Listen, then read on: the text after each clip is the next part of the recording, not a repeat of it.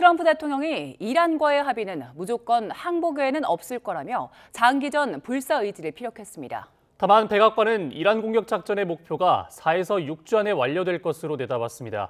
뉴욕 연결의 자세한 소식 알아보겠습니다. 이승윤 특파원, 트럼프 대통령이 이란에 무조건 항복할 것을 강조했다고요?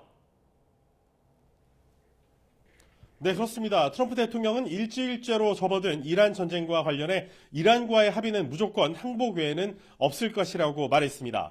트럼프 대통령은 트루스 소셜을 통해 이같이 밝히고 이후 훌륭한 지도자들이 선택되면 미국과 동맹국들이 이란이 파멸의 벼랑 끝에서 벗어날 수 있도록 끊임없이 노력할 것이라고 말했습니다. 이어 그렇게 해서 이란을 경제적으로 어느 때보다 훨씬 더 크고 좋고 강하게 만들 것이라면서 이란을 다시 위대하게라고 적었습니다. 트럼프 대통령의 발언은 이란이 완전한 항복을 해야만 협상이 가능하다는 전제 조건을 분명히 해 이란이 저항할 경우에는 장기전도 불사하겠다는 의지를 피력한 것으로 풀이됩니다. 다만 백악관은 일주일째로 접어든 이란에 대한 군사작전과 관련해 미국이 이란 영공을 장악하는 수순으로 순조롭게 가고 있다며 작전 목표가 4에서 6주 안에 완료될 것으로 전망했습니다. 캐롤라인 레빗 백악관 대변인은 백악관에서 기자들과 만나 이같이 밝힌 뒤 이란의 차기 지도자 선출과 관련해 미국 정부가 검토하는 인물이 여러 명 있는 것으로 안다고 말했습니다. 트럼프 대통령은 전날에도 비슷한 취지로 이란이 굴복해야 한다는 발언을 했는데 직접 들어보시죠. They're calling, they're saying, how do we make a deal? I said, you're being a little bit late, and we want to fight now more than they do. 네, 호르무즈 해협 봉쇄가 계속되면서 고공행진을 이어가고 있다고요? 네, 그렇습니다. 카타르 에너지 당국은 호르무즈 해협 봉쇄가 계속되면 국제유가가 배럴당 150달러까지 올라갈 수 있다는 우려를 제기했습니다. 쿠웨이트도 저장 시설 포화로 감산에 나서면서 서부 텍사스산 원유 4월 인도분은 전장 대비 15% 넘게 치솟았습니다. 뉴욕 증시 3대 지수는 일제히 1% 넘게 하락했습니다. 경제 전문가들은 유가 급등이 이어진 상황에서 앞으로 경기 침체까지 찾아오면 스태그플레이션 위험을 걱정하게 될 것이라고 경고했습니다. 스태그플레이션은 물가 급등 속에 경기 침체까지 동반되는 현상을 의미하는데요. 직접 들어보시죠. Markets have a bit more issues dealing when supply chains get disrupted because that starts to impact economic activity, GDP, inflation, and that starts to spark more market response. 이런 가운데 호르무즈 해협으로 에너지뿐만 아니라 식량의 공급에도 경색이 발생했고 전쟁으로 터전까지 파괴되면서 난민이 급증하고 있습니다. 이란이 공격용 드론을 이용해서 바레인 주거 지역을 공격하는 등 이란 전쟁은 이제 중동 전역으로 확산하는 모양새입니다. 유엔 난민기구 UNHCR은 이번 사태로 발생한 강제 실향민이 33만 명을 넘어섰다고 집계했습니다. 특히 생명의 위협을 느껴 이동하거나 국경을 넘어야 하는 모든 민간인에게 안전한 통로가 반드시 보장돼야 한다며 국제사회에 관심을 당부했습니다. 유엔 난민기구 한국 대표부는 급박한 인도적 위기에 처한 중동 지역 강제 실향민들을 돕기 위한 긴급 구호 모금을 시작했습니다. 지금까지 뉴욕에서 YTN 이승윤입니다. 미군이 최소 175명의 희생자를 낸 걸로 추정되는 이란 초등학교 공습과 관련해 미군 측의 책임 소재가 있을 가능성을 시인했다는 보도가 나왔습니다. 사실로 확인된다면 이번 공격은 지난 수십 년간 중동에서 발생한 미국 관련 분쟁 중 최악의 민간인 사상 사건 중 하나가 될 것으로 보입니다. 한상욱 기자입니다. 무너져버린 건물 앞은 비명과 울음이 뒤섞여 말 그대로 아비규환입니다. 미국과 이스라엘의 공격을 받은 이 초등학교에서 희생된 사람은 적어도 175명입니다.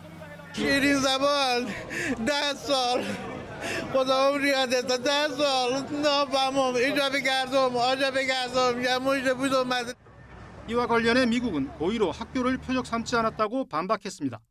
The United States of America does not target civilians, unlike the rogue Iranian regime that targets civilians, that kills children, that has killed thousands of their own people in the past several weeks. 그런데 미군 측에 책임 소재가 있을 가능성을 시인했다는 보도가 나왔습니다. 로이터 통신은 미군 조사관들이 미군의 책임이 있을 가능성이 크다고 말했다고 보도했습니다. 다만 미군은 아직 조사를 마무리하거나 최종 결론을 내지는 않은 것으로 알려졌습니다. 로이터 통신은 이와 같은 잠정 평가의 근거가 무엇인지는 파악할 수 없었다고 전했습니다. 관련 조사가 마무리되거나 얼마나 더 걸릴지, 미군이 어떤 증거를 추가로 수집 중인지도 확인되지 않았습니다. 익명을 요구한 관계자들은 미군 외 다른 책임 당사자가 밝혀질 가능성 역시 열어두고 있다고 로이터에 전했습니다. 로이터는 만약 미국의 역할이 사실로 확인된다면 이번 공격은 지난 수십 년간 중동에서 발생한 미국 관련 분쟁 중 최악의 민간인 사상 사건 중 하나로 기록될 것이라고 지적했습니다. YTN 한상옥입니다. 이렇게 중동 정세가 악화하면서 호르무즈 해협을 통한 원유 수송은 완전히 막혔습니다. 선원들도 여전히 발이 묶여 있는데 당장 한 달치밖에 안 되는 식량이 걱정입니다. 오만에서 김다연 특파원이 보도합니다. 대형 선박이 오도 가도 못한 채 바다에 띄엄띄엄 떠 있습니다. 미국 이스라엘의 공습에 대한 보복으로 이란이 호르무즈 해협 통행을 막으면서 기름길이 일주일째 봉쇄됐습니다. 평상시 호르무즈 해협을 통과하는 선박은 하루 평균 100척이 넘는데 지금은 전무합니다. 전쟁 발발 당일만 해도 유조선 50척이 지나갔지만 나흘 만에 0척으로 집계됐다는 통계도 있습니다. 우리 선원 186명도 고립돼 있는데 국내 해양대 실습생 12명도 포함된 거로 파악됐습니다. 정부는 실시간 연락 체제를 유지하고 있지만 승선원들은 기약 없는 기다림에 지쳐갑니다. 미사일 공격을 목격한 승무원은 불안을 호소하고 있고 한 달치뿐인 식량도 걱정입니다. 30일치라는 게 그 양념이나 야채, 과일, 고기 이런 것 등이 이제 포함된 것들인데 이제 쌀이나 밀 이런 곡물류가 어느 정도인지 이제 여기에 호르무즈 해협을 넘어 페르시아만 내부까지 공격이 이어지면서 걸프 해역의 긴장이 높아지는 상황입니다. 국제교섭포럼인 IBF는 호르무즈 해협과 오만만, 걸프 해역을 고위험 지역에서 전쟁 작전 구역으로 상향 지정했습니다. YTN 김다연입니다. 이 호르무즈 해협 봉쇄는 이란이 서방을 압박하기 위해 단행했지만 정작 이란에게도 식량난을 부르는 자충수가 되고 있습니다. 수입 곡물 절반 가까이가 이 해협을 통과하기 때문인데 이란은 물론 인접국들까지 최악의 식량 위기에 놓였습니다. 권영희 기자의 보도입니다. 이란 혁명수비대가 통행 금지를 선포한 이후 호르무즈 해협의 상업적 운항은 사실상 마비됐습니다. 현재 해협 인근엔 유조선과 컨테이너선 수백 척이 멈춰섰고 선박 통행량은 이전보다 90% 이상 급감했습니다. 에너지를 무기화하려던 이란의 도박은 곧장 내부의 식량난으로 이어졌습니다. 이란은 매년 소비하는 곡물의 47%, 약 1,400만 톤을 이 해협을 통해 들여옵니다. 봉쇄 이후 수입길이 막히며 식료품 물가는 이미 2배 넘게 뛰었습니다. UAE, Saudi Arabia, Qatar, Bahrain, and Kuwait depends a lot on containerized imports of essential commodities, especially food, that come through container ports in the Middle East Gulf. 인접국 상황도 절박합니다. 지역 최대 물류 허브인 아랍에미리트는 곡물과 유지종자 90%를 제벨알리 항구를 통해 들여오는데 주요 해운사들의 운항 중단으로 수급이 끊겼습니다. 사우디아라비아 역시 곡물 수입의 40%를 담당하는 동부 항구가 막혔고 통해 노선마저 불안정한 이중 봉쇄에 갇혔습니다. But if this does go on for weeks on weeks, we will see really a critical situation in terms of the food stocks in the Middle East. 이들 국가의 식량 비축분은 3에서 6개월치에 불과합니다. 유엔은 이번 사태가 2분기까지 장기화될 경우 전례 없는 인도주의적 재앙이 닥칠 것이라고 경고합니다. Disruption to shipping and travel routes are not only affecting humanitarian supply chains, but also the movement of aid workers and also threatening to supply food insecurity in many areas across the region. 상대를 압박하기 위해 뽑아든 해협 봉쇄라는 칼날이 스스로와 이웃 국가들을 굶주림의 공포로 몰아넣고 있습니다. YTN 권영입니다. 이란 사태가 장기화 조짐을 보이면서 서울 휘발유와 경유 가격이 1,900원대를 넘어섰습니다.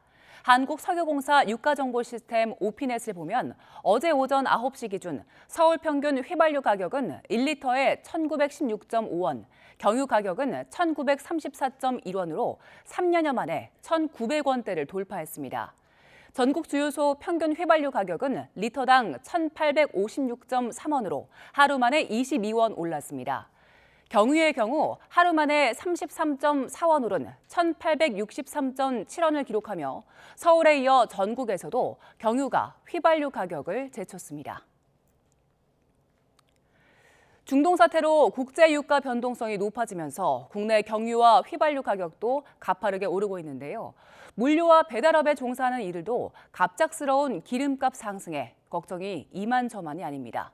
조경원 기자의 보도입니다. 주유기 앞에 서서 잠시 고민하더니 일시불 버튼을 누릅니다. 한 방울도 남김없이 기름이 다 들어간 걸 확인한 뒤에야 조심스레 노즐을 제거합니다. 아유, 한 방울이라도 아껴야죠. 장거리 운행을 밥 먹듯 해야 하지만 치솟은 경유 가격에 딱 필요한 만큼만 주유해야 하는 상황입니다.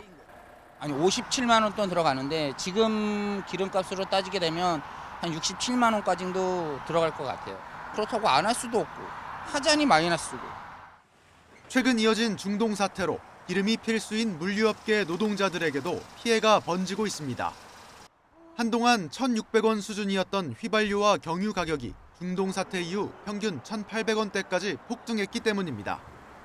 그나마 저렴한 이곳 알뜰 주유소에는 조금이라도 싼 가격에 기름을 채우려는 차량 행렬이 끊임없이 이어지고 있습니다.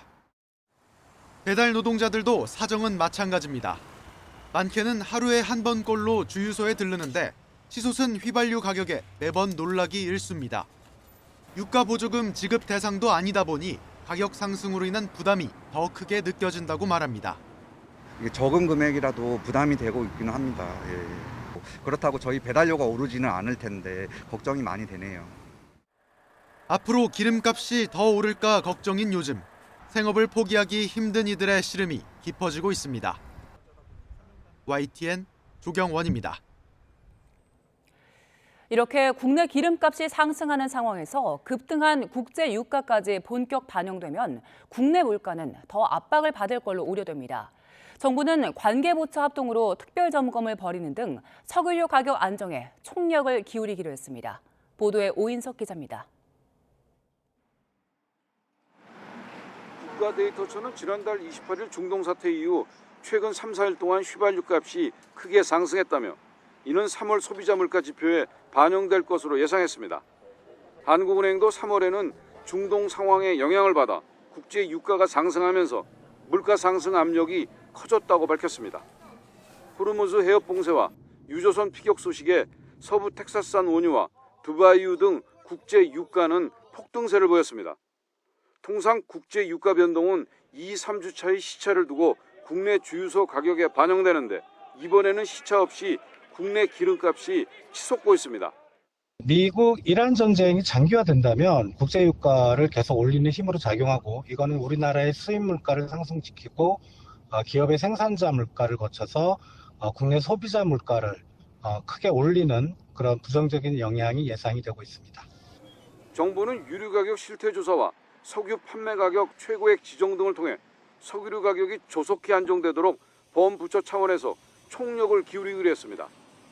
주유소를 직접 방문해 가격 동향과 판매 상황을 점검하고 있습니다. 고유가 주유소를 중심으로 담합 가능성을 점검해 모니터링 결과에 따라 즉시 현장 조사를 개시하기로 했습니다. 가짜 석유 판매와 불법 석유 유통행위 근절을 위한 특별 점검도 실시합니다. 석유관리원, 경찰청, 지방정부 등과도 협력하여 월 2,000회 이상 특별 기획 검사를 실시할 예정입니다. 정부는 지난달 축산물과 수산물 가격 강세가 이어지면서 계란과 고등어, 김 등 주요 농축수산물에 대해 최대 50% 할인 지원을 지속하고 471만 개의 계란을 추가 수입하기로 했습니다. YTN 오인석입니다. 중동 지역 위기 고조로 에너지 수급 우려가 커지는 상황에서 아랍에미리트 UAE로부터 600만 배럴 이상의 원유가 국내로 긴급 도입됩니다. 600만 배럴은 우리나라 전체 하루 소비량의 2배가 넘는 규모인데요. 강훈식 대통령 비서실장은 브리핑에서 이재명 대통령 지시로 UAE 칼둔 행정청장과 원유 도입 방안을 협의한 결과 이같이 결정됐다고 밝혔습니다. 강 실장은 우리가 도입하는 원유의 70%가 통과하는 호르무즈 해협은 현재 완전히 봉쇄돼 있다며 대체 항만을 통한 원유 도입을 지속적으로 확대할 예정이라고 강조했습니다. 미국과 이란의 전쟁 이후 엿새 만에 처음 운항이 재개된 비행편으로 우리 국민 370여 명이 귀국했습니다. 한국에 다시 못 오는 건 아닐까 걱정했던 이들은 비행기가 안전하게 착륙한 뒤에야 안도감에 환호했습니다. 배민혁 기자가 보도합니다. 이란 공습이 터진 뒤 6일 만에 비행편이 재개되고 인천공항에는 가족들이 돌아오길 애타게 기다리는 이들로 가득 찼습니다. 휴대전화를 손에서 놓지 못하고 비행기가 언제 도착하는지 전광판만 하염없이 쳐다봅니다. 미사일이 떨어지는 소리도 들리고 회사에서 문자로 창문에서 떨어져 있어라고 문자가 오면 화장실로 대피하고 그랬던 상황이어서 많이 걱정하고.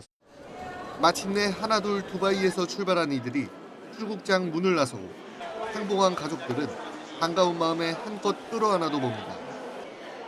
처음엔 폭죽인 줄로만 알았던 소리가 폭격임을 알게 된 뒤 하루하루가 걱정의 연속이었습니다. 어쩌면 돌아오지 못할 줄 알았던 한국에 도착하니 눈물이 앞을 가립니다. 정말 못 온 줄 알았어요. 그래서 그대로 고립돼서 전쟁 미아가 되는 줄 알았어요. 아이들이 걱정돼 괜찮은 척했지만 매일 밤잠도 설쳐야만 했습니다. 밤 되면 계속 폭격 소리가 들리니까 이제 애들이 불안해하니까 저희는 최대한 태어난 척하고 그냥 있고 자다가 깨고 자다 깨고. 어렵사리 귀국길에 오르고 난 뒤에도 비행기가 연착되자 또다시 불안감이 엄습했습니다. 안도감은 있었는데 또 3시간 정도 또 늦게 출국에 뜨다 보니까 또 그것도 약간 또 불안하기도 했었어요. 인천 땅에 비행기가 안전하게 착륙하고 그제야 긴장으로 얼어붙었던 마음이 놓였습니다. 비행기 랜딩하고 나서 한국 분들이 막 다 환호하면서 살았다고 막 그랬어요. 우리 국민 370여 명이 일상의 행복을 되찾았지만 아직 중동에는 3천 명이 넘게 귀국을 기다리고 있습니다. YTN 배민혁입니다. 중동 사태가 언제 끝날지 가늠하기 어려워지면서 한국에 머무는 이란인들도 고국에 있는 가족 걱정에 한숨이 깊어지고 있습니다. 이웃나라에서 온 이들까지 하루빨리 중동 사태가 마무리되길 간절히 기도했습니다. 김희영 기자가 직접 만났습니다. 한국에서 영어 선생님으로 일하고 있는 소냐 씨는 12년 전 고등학생 때 이란을 떠나왔습니다. 전쟁이 터진 뒤 가족도 학창 시절 친구들도 연락이 잘 닿지 않아 매일 걱정입니다.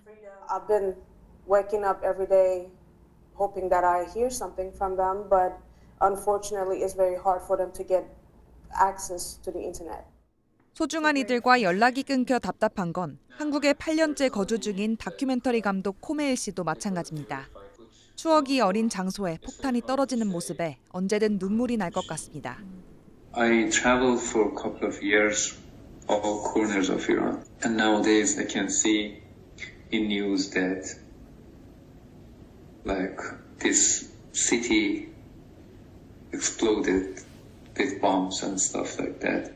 전쟁이 과연 이란의 민주주의와 자유를 이룰 수 있는 유일한 수단인지에 대해서도 의문을 제기합니다. I believe in fighting for democracy and fighting for human rights, but I think that wars actually destroy our chances of accomplishing democracy and human rights. 이웃 나라도 전쟁의 포화에 휩쓸린 상황. 고국에 있는 가족들과 불안을 나누는 것 외에는 해줄 수 있는 게 없어 답답하기만 합니다. 이거 미사일 밤에 왔다 갔다 이스라엘하고 이란. 그러니까 우리는 요르단 사람, 여기 한국에 있는 사람 너무 걱정해요. 이슬람 사원에서는 평화가 돌아오길 바라는 기도가 울려 퍼졌습니다.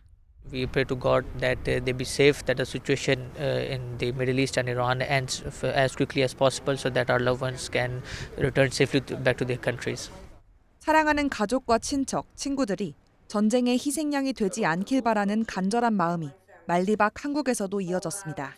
YTN 김희영입니다. 주한미군 기지에선 방공무기와 수송기가 이동하는 모습이 포착됐습니다. 중동 반출설이 확산하고 있지만 미군은 말을 아끼고 있습니다. 나혜인 기자입니다.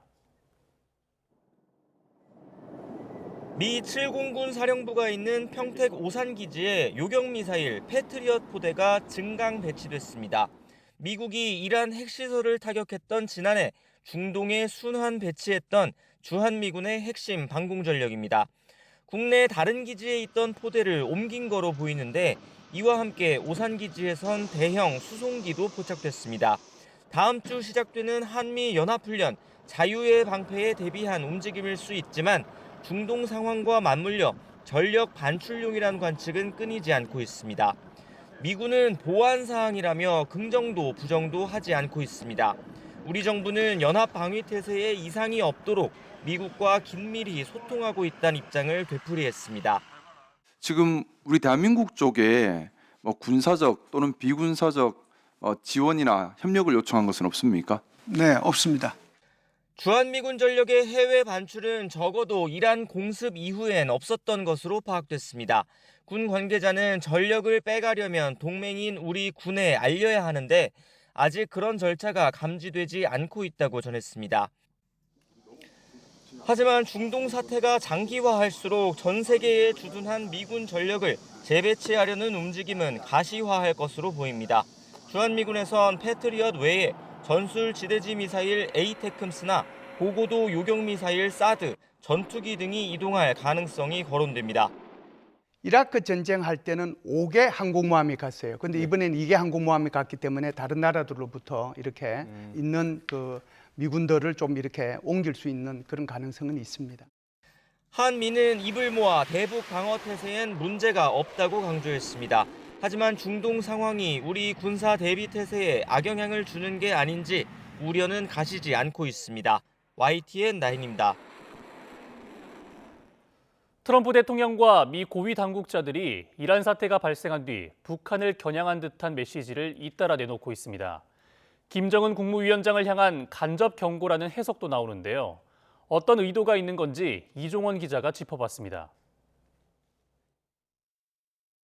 이란의 핵무기 보유 시도를 공습 명분으로 내세운 트럼프 미국 대통령은 다른 나라의 핵 보유 시도에도 강한 경고 메시지를 보냈습니다. When crazy people have nuclear weapons, bad things happen. So we're in very good shape now. 미 국방장관도 이란의 핵 야망에 대한 강경 대응이 다른 국가에도 충분한 메시지가 될 거라고 밝혔습니다. We're going to deal with Iran's nuclear ambitions, and that'll send plenty of signals in the process. 미국이 북한에 간접 경고를 보낸 거란 분석이 잇따른 배경입니다. 그러나 이 같은 경고를 곧바로 북한이나 김정은 국무위원장에 대한 군사적 대응 가능성으로 해석하기엔 무리가 있다는 분석이 많습니다. 핵무기 반격의 위험뿐 아니라 북한과 상호 조약 등으로 묶여있는 중국과 러시아의 적극적인 개입 가능성이 크기 때문입니다. 무엇보다 북한과 인접한 미국의 핵심 동맹인 우리나라와 일본의 직접적인 피해로 이어질 수 있다는 점은 큰 부담입니다. 핵심적인 동맹국가인 한국이 북한하고 너무 인접해 있기 때문에 만약에 북한을 선제 타격하고 참수작전을 감행할 경우 북한이 분명히 보복 공격을 할 텐데. 다만 북한을 대상으로 사용할 군사적 옵션이 제한적인 상황일 뿐 협상 테이블에 다시 앉으라는 강력한 메시지는 분명히 담긴 것으로 보입니다. 이란에게는 이렇게 강경한 군사적인 조치를 취하면서 언제까지 북한에게는 유화적인 그런 제스처를 쓸 수 있을지는 한계가 있다. 이제 그런 면에서 북한이 협상장에 돌아오라라는 그런 메시지도 포함되어 있다고 생각합니다. 트럼프 대통령이 이달 말부터 시작되는 방중 기간을 북미 대화 재개를 위한 계기로 삼을 거란 관측은 꾸준히 제기됐습니다. 이런 사태와 관련해선 아직 반응을 내놓지 않고 있는 김정은 위원장의 향후 메시지가 주목되는 이유입니다. YTN 이종원입니다.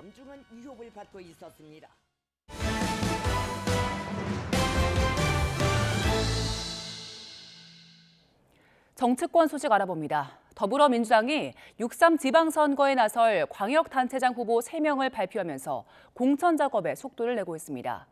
제1야당의 집안 싸움과 맞물려 민주당의 느긋한 우위 구도가 형성되는데 교통정리와 잡음 최소화가 관건입니다. 백종규 기자의 보도입니다.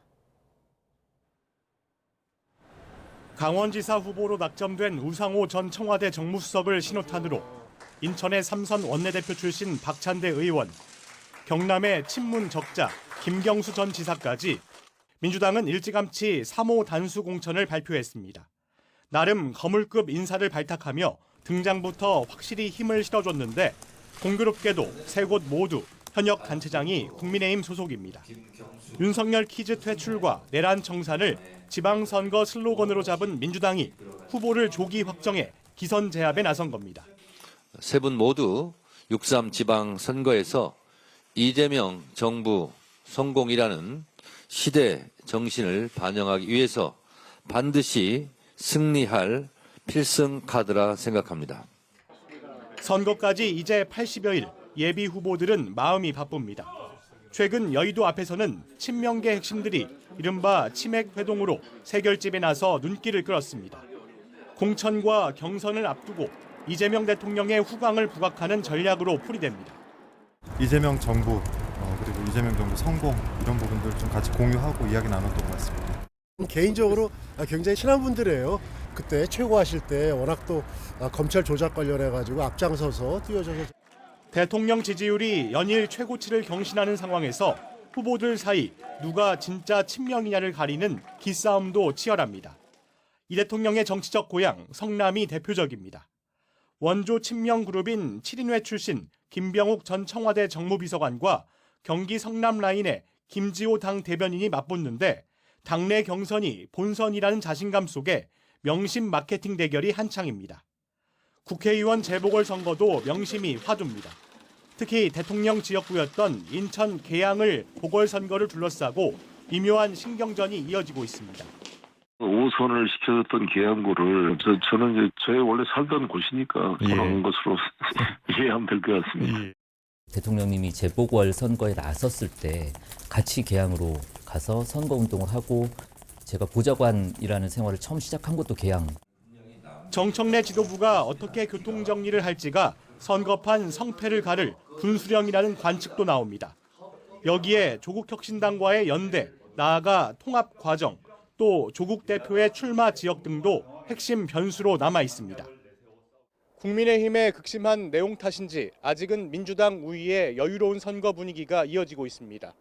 하지만 고질적인 계파 갈등이나 경선 불복 등 뇌관이 여전한 만큼 돌발 변수를 관리하는 게 숙제라는 분석이 나옵니다. YTN 백종규입니다. 국민의힘은 윤석열 전 대통령의 지지 세력, 이른바 윤 어게인과의 절연을 사실상 포기했습니다. 지방선거에 나설 후보를 아직 단 한 명도 확정하지 못한 가운데 배현진 의원에 대한 당의 중징계가 뒤집히면서 계파 갈등은 나날이 격화하고 있습니다. 권남기 기자입니다. 걷고 또 걷고 국민의힘은 국회부터 청와대까지 3시간 도보행진에 이어 이재명 대통령이 순방에서 귀국한 뒤엔 청와대 앞 상복 의원총회까지 열었습니다. 이미 그동안 지은 죄가 많으니 만족함을 알고 이만 그치기를 바랍니다. 사법 3법이 국회 문턱을 넘은 뒤 대통령 거부권을 촉구하며 뒷북 투쟁에 나선 건데 장동혁 대표는 유독 하나를 강조했습니다. 윤석열 전 대통령 지지 세력 이른바 윤 어게인과 절연하라는 당 안팎의 요구를 거부한 거란 해석이 나왔습니다.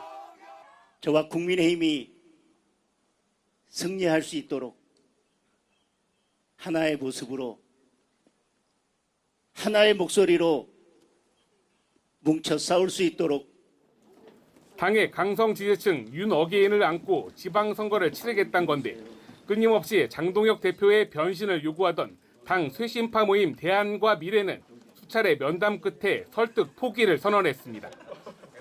장 대표는 저륜을 설득하는 의원들에게 비상기염이 잘못이라고 사과했더니 오히려 전체 지지율이 떨어졌다며 강성 지지층을 달래야 한다고 반박한 것으로 전해졌습니다. 지방선거에 대한 최종적인 정치적 책임은 본인이 질 수밖에 없다는 부분에 대해서도 언급을 하셨습니다.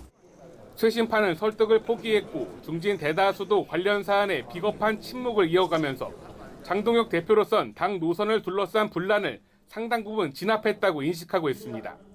하지만 지방선거를 앞둔 장 대표, 과제가 첩첩산중입니다.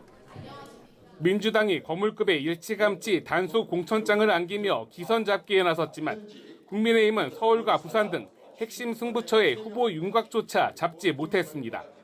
안철수 의원과 유승민 전 의원 등 대선 후보급 인사들이 줄줄이 출마를 고사하고 있는데 강성 지지층에 대한 지나친 구애가 부담으로 작용했을 거라는 해석이 나옵니다. 친한계 배현진 의원에 대한 중징계 시도가 법원에서 제동이 걸린 것도 장동혁 지도부의 리더십에 큰 타격입니다.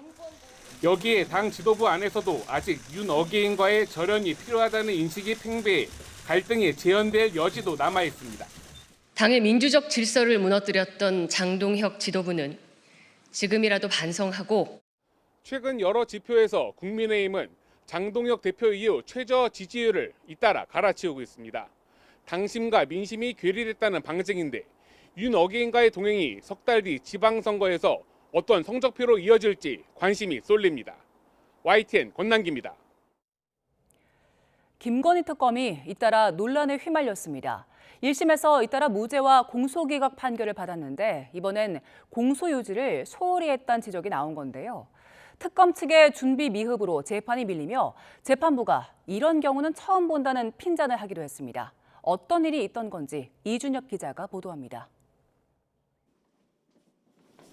지난 5일 이기훈 전 삼부토건 부회장의 도피를 도운 일당의 재판에서 재판부는 이례적으로 김건희 특검 측의 무성의함을 꾸짖었습니다. 최근 검찰 인사로 공판에 맡은 특검 파견 검사가 바뀌면서 증거 목록을 준비하지 못했고 이에 변론을 마무리하려던 재판부 계획에 차질이 생긴 겁니다.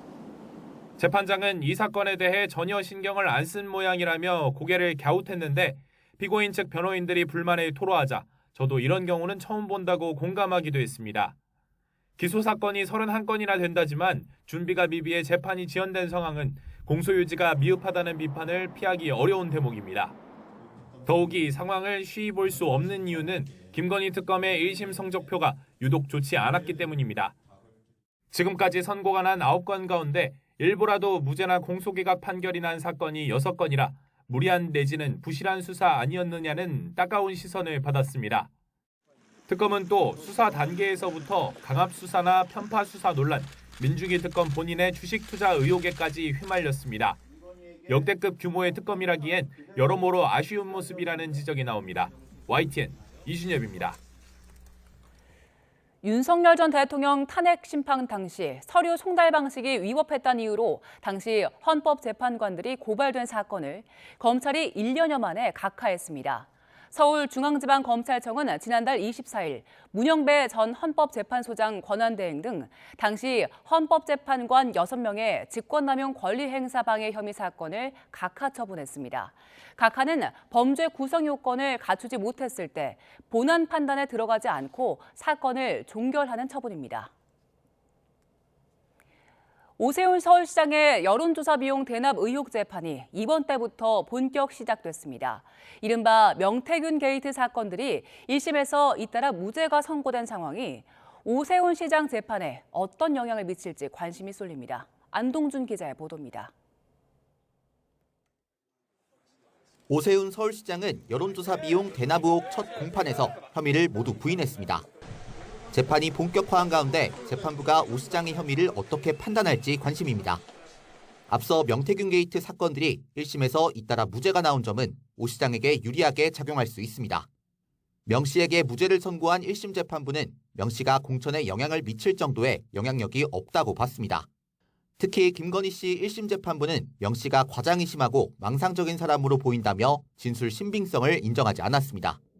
오 시장 사건 역시 살려달라며 아파트를 대가로 여론조사를 부탁했고 측근을 통해 비용을 지급했다는 명 씨 진술이 공소사실의 핵심입니다. 본인이 아파트 안 사줘도 키 줘요. 어디서 사놨습니까? 누가 거짓말쟁입니까? 다만 앞서 무죄가 선고된 사건과 오 시장 사건은 사실관계와 구조가 다르다는 점에서 앞선 다른 사건들을 참고하긴 어렵다는 분석도 나옵니다. 핵심은 대납 지시를 입증하는 건데 특검이 명 씨 진술과 별개로 객관적 증거를 통해 이를 밝혀낸다면 유죄가 인정될 가능성도 있기 때문입니다. 명태균 게이트 사건들이 줄줄이 무죄가 선고된 가운데 이번에는 특검이 혐의를 입증할 수 있을지 주목됩니다. YTN 안동준입니다. 김상환 헌법재판소장이 재판소원 도입과 관련해 무거운 책임감을 느낀다고 밝혔습니다. 김헌재 소장은 어제 출근길에 취재진과 만나 제도 도입에 담긴 국민의 뜻과 기대에 무거운 책임감을 느끼고 있다며 헌법재판소의 지혜와 역량을 모두 모아 충실히 준비하겠다고 말했습니다.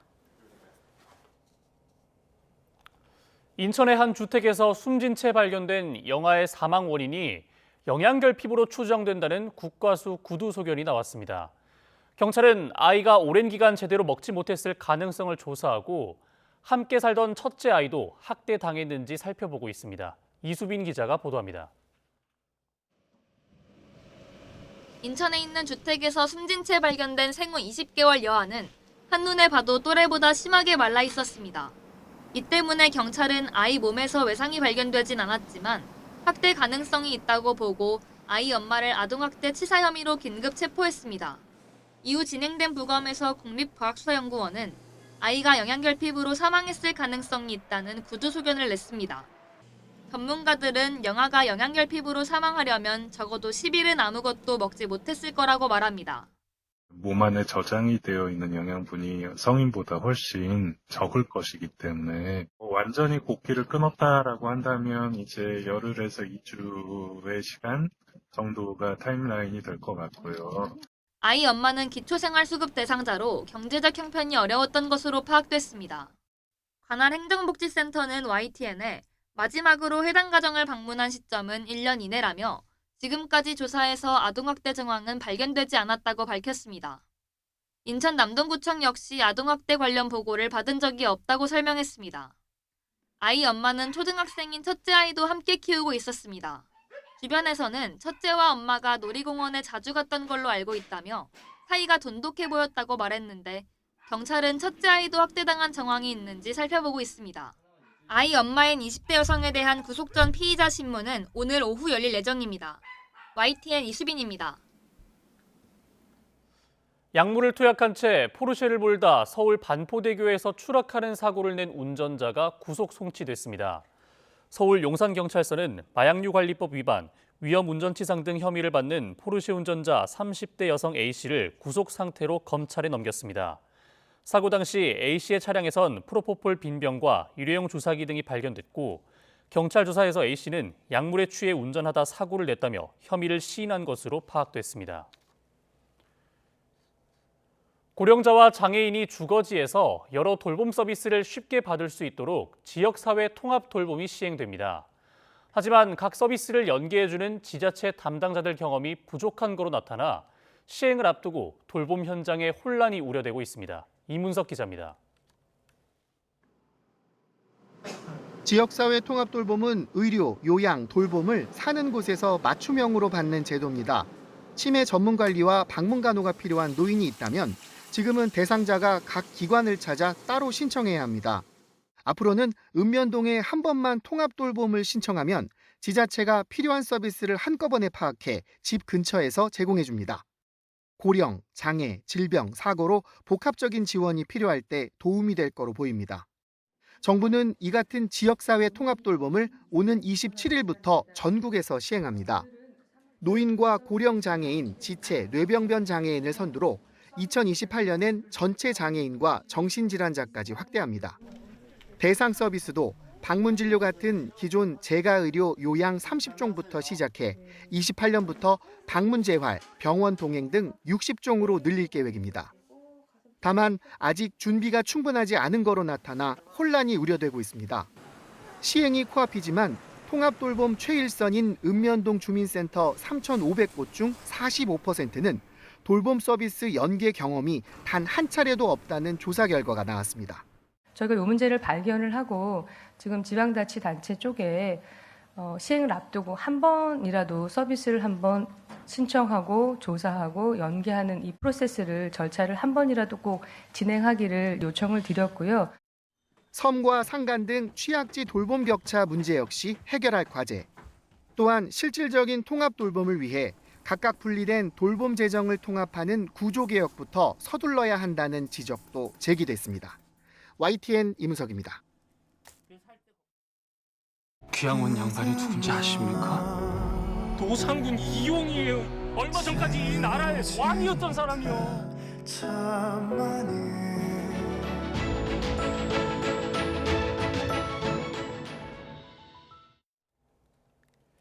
유해진, 박지훈 주연의 사극 영화 왕과 사는 남자가 관객 1,000만 명을 돌파했습니다.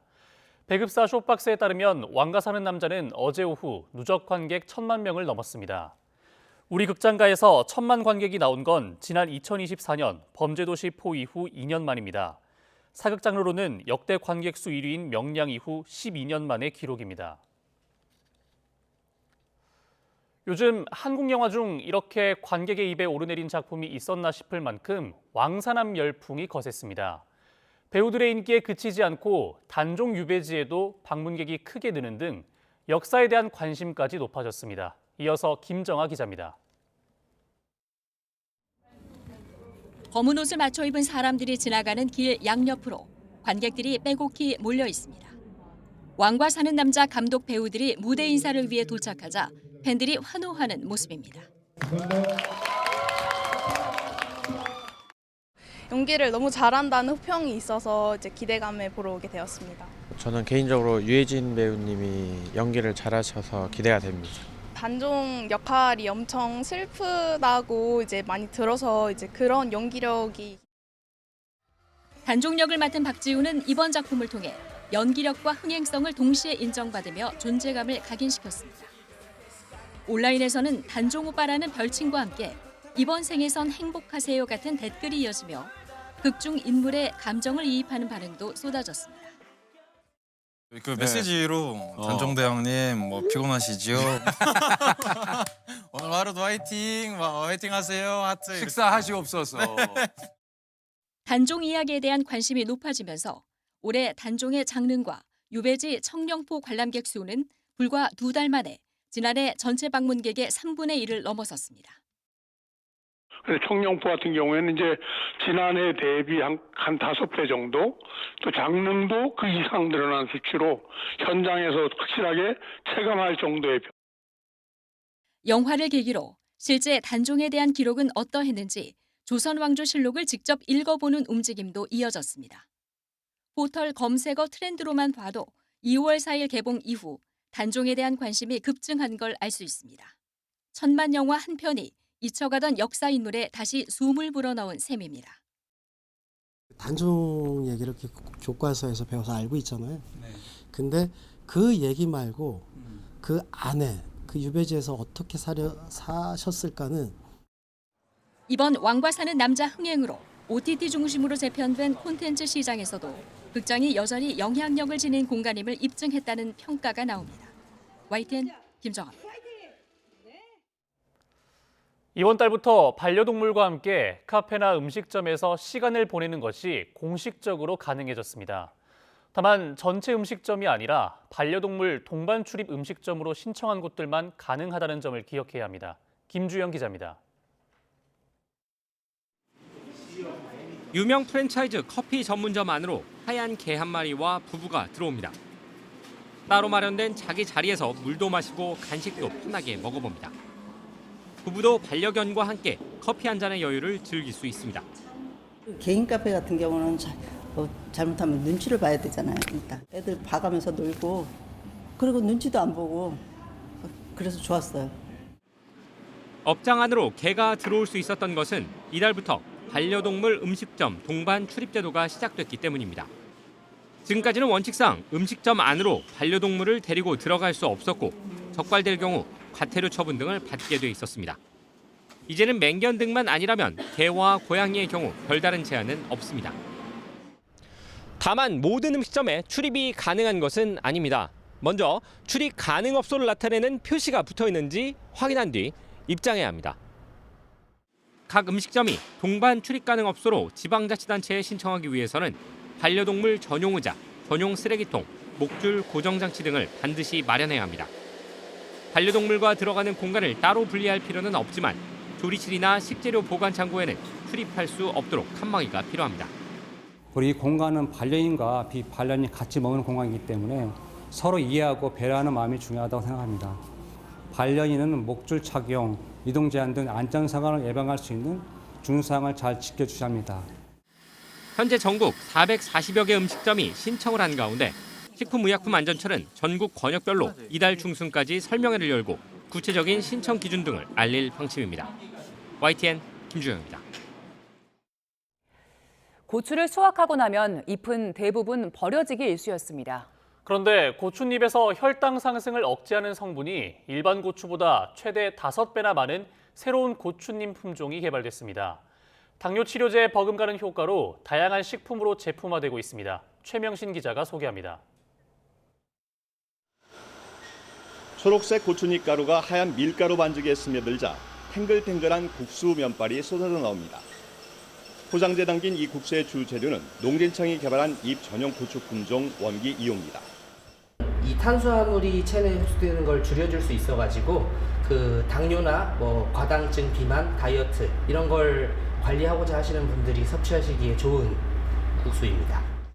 원기 2호 고추잎엔 탄수화물 흡수를 억제하는 성분인 AGI 활성이 74.8%에 달합니다.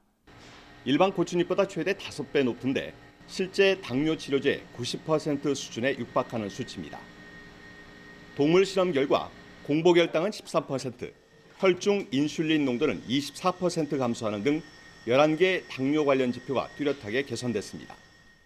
원기 2호는 그동안 버려지던 고추잎에 주목을 해서 만든 잎 전용 품종이고요. 당뇨병 치료제인 아카보스와 비교했을 때 혈당 상승 억제 효과가 90% 수준으로 그 정도의 버금가는 성능을 가진 품종입니다. 이런 기능성이 입증되면서 산업 현장의 움직임도 빨라지고 있습니다. 현재까지 8개 업체가 기술을 이전받아 차와 누룽지, 두부 등 10여 종의 제품이 상품화됐습니다. 또 특히 이 고추 원기호 고추잎은 천연식품이고 전혀 화학성이 없는 거고 또 이거는 또 치료가 되고 쓰고 있습니다. 고추잎을 고부가 가치 원료로 활용하면서 농가 소득은 일반 고추 재배보다 25% 이상 늘어날 전망입니다. 농진청은 인체 적용 시험을 거쳐 공식 건강기능식품 소재로 등록하고 해외 시장 진출도 추진할 계획입니다. YTN 최명신입니다. 농촌진흥청은 국산 양파에 혈압을 낮추고 당뇨를 예방하는 플라보노이드 성분이 풍부하게 들어있고 특히 자색 양파의 함량이 일반 양파보다 3배 이상 높다는 사실을 확인했습니다. 연구진의 정밀 분석 결과 양파 속 알맹이에는 혈관 건강을 돕는 배당체 성분이 주를 이뤘고 껍질에는 당뇨 억제에 도움을 주는 다중결합체 성분이 집중돼 있었습니다. 농촌진흥청은 과수화상병 확산을 막기 위해 배는 꽃눈이 튼 직후, 사과는 잎이 나기 직전에 맞춰 방제에 나서달라고 당부했습니다. 특히 개화 전 주로 사용하는 동제와 석회유 황합제를 섞어 뿌릴 경우 병을 막기는커녕 꽃눈이 검게 변해 말라 죽는 약재 피해가 발생할 수 있어 표준 희석 배수와 살포 간격을 반드시 지켜야 합니다. 파페라 테너 이명주가 서울 파페라하우스 건립 과정에서 공사 대금이 미지급됐다는 언론 보도와 관련해 공사 대금을 지급했다는 입장을 밝혔습니다. 소속사 디지앤콤은 입장문을 통해 이번 논란은 이미 공사 대금을 지급받은 원청 A사가 하도급 업체들과 해결해야 할 문제이고 이명주와는 아무런 관계가 없다고 해명했습니다. 특히 원청 A사가 공사 과정에서 하도급 업체들과 별도의 계약을 체결해 업무를 진행했는지 등의 구체적인 사실관계는 알지 못한다고 설명했습니다. 다만 이명주는 법적 책임과 무관하게 문제 해결을 위해 지난주 서울 파페라하우스를 152억 원에 매물로 내놓은 상태라고 밝혔습니다.